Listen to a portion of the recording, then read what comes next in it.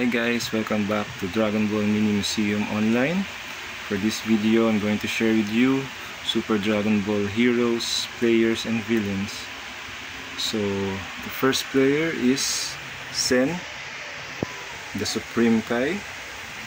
The android look-alike is Nim. And the Majin Buu look-alike is Cabra. And the Super Saiyan Blue Boy is Beat, and his partner Super Saiyan Blue Girl Note, and the Namek is Chumuri, and the Freezer look-alike is Froze, and Chamel, the Dark Demon King. So, and of course, the main villain of the Super Dragon Ball Heroes video game is Silas. So he's the first Galactic Patrol who became a villain. So this is one of my favorite characters because of his color. It's very nice, and I love this character.